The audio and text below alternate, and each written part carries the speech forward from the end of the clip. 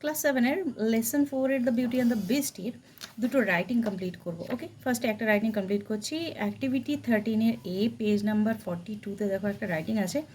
You have just finished reading a beautiful story. তুমি এক্ষুনি একটা ভালো দারুণ গল্প পড়েছো। Write a story in about 70 words with the help of the points given below. নিচে কিছু পয়েন্ট দেওয়া আছে, সেই পয়েন্টগুলোকে জাজ করে সেই পয়েন্টগুলোর থ্রুতে তুমি একটা সুন্দর গল্প তৈরি করে লেখো। Give a title to your story. একটা টাইটেলও কিন্তু অবশ্যই দেবে। তো কী আছে ফার্স্টে পড়ে নিই। দেখো, মার্চেন্ট একটা ব্যবসায়ী আছে। গোয়িং হোম থ্রু ফরেস্ট দিয়ে সে বাড়ি যাচ্ছিল। Has bag full of money. তার কাছে একটা ফুল ব্যাগ টাকা পয়সা ভর্তি ছিল। Rain falls gets wet. বৃষ্টি শুরু হয়, সে ভিজে যায়।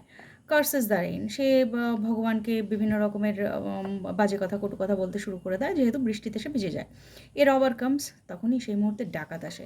Points a gun at the merchant. তার শ্যুট করার জন্য ওর মাথার মধ্যে গানটা পয়েন্ট করে। শ্যুটস, তাকে কিন্তু শ্যুটও করে। And had wet gunpowder. যেহেতু গান পাউডারটা কী ছিল, ওয়েট ছিল, ভেজা ছিল, তার জন্য তার শ্যুটটা কী হয়, সে আনহার্ড থেকে যায়, তার কিন্তু কোনো আঘাত লাগে না। Merchant thanks god for rain. এবার মার্চেন্ট কী করে, গডকে থ্যাঙ্ক জানায় যে এই রেইনটার জন্য। তো আচ্ছা, প্রথমে দেখো আমরা টাইটেল দিচ্ছি একটা, রেইনি ব্লেসিং।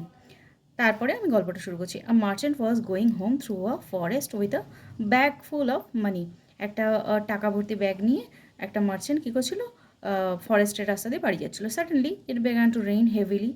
হঠাৎ করে খুব জোরে বৃষ্টি হতে শুরু করে। And he got wet. এবং সে ভিজে যায়।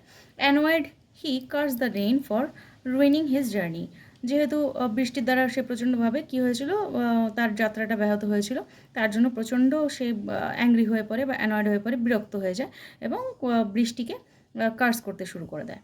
ঠিক আছে, এবার জাস্ট দেন, ঠিক সেই সময় a robber appeared from behind the trees, pointed a gun at the merchant and tried to shoot him.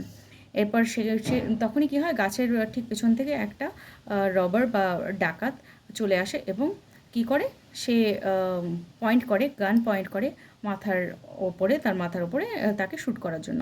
But the gun did not fire because the gunpowder had become wet due to the rain. কিন্তু gunpowder যেহেতু ভিজে গেছিলো, তার জন্য, রেইনের জন্য, তার জন্য কী হচ্ছে, সে কোনোভাবেই তাকে শ্যুট করতে পারে না। The rubber fled. রবারটা কিন্তু পালিয়ে চলে যায়। The merchant realise the rain had saved his life and thanked God for it. মার্চেন্টটা বুঝতে পারে যে রেইন কিন্তু তার অ্যাকচুয়ালি জীবনটা বাঁচালো, এবং গডকে সে থ্যাঙ্ক জানায় বা তাকে কৃতজ্ঞতা জানায় যে তার জীবনটা বাঁচানোর জন্য। ওকে।